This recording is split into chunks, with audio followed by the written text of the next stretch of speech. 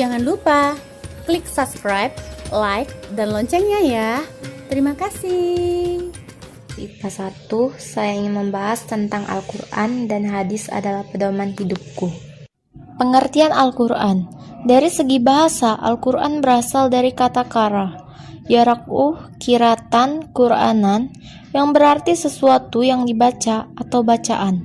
Dari segi istilah, Al-Quran adalah kalamullah yang diturunkan kepada Nabi Muhammad SAW dalam bahasa Arab yang sampai kepada kita secara mutawatir, ditulis dalam mushaf, dimulai dengan surat Al-Fatihah dan diakhiri dengan surat An-Nas. Membacanya berfungsi sebagai ibadah, sebagai mukjizat Nabi Muhammad SAW. Kandungan hukum dalam Al-Quran. Para ulama mengelompokkan hukum yang terdapat dalam Al-Quran ke dalam 3 bagian, yaitu seperti berikut.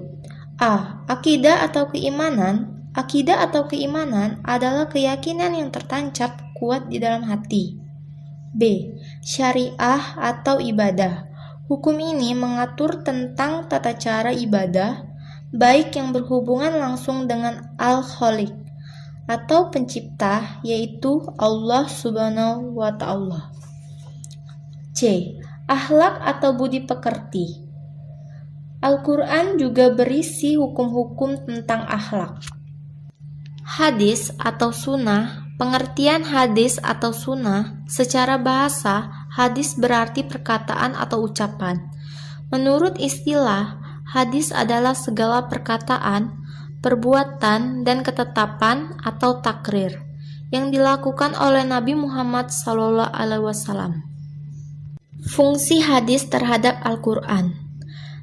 Terdapat 4 macam fungsi hadis terhadap Al-Quran, yaitu A. Menjelaskan ayat-ayat Al-Quran yang masih bersifat umum. B. Memperkuat pernyataan yang ada dalam Al-Quran.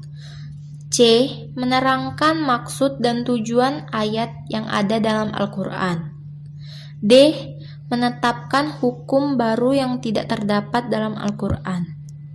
Macam-macam hadis. A. Hadis mutawatir. Hadis mutawatir yaitu hadis yang diriwayatkan oleh banyak perawi, baik dari kalangan para sahabat maupun generasi sesudahnya, dan dipastikan di antara mereka tidak bersepakat dusta. B. Hadis masyhur. Hadis masyhur yaitu hadis yang diriwayatkan oleh 2 orang, sahabat atau lebih yang tidak mencapai derajat mutawatir. C. Hadis ahad. Hadis ahad adalah hadis yang hanya diriwayatkan oleh 1 atau 2 orang perawi, sehingga tidak mencapai derajat mutawatir.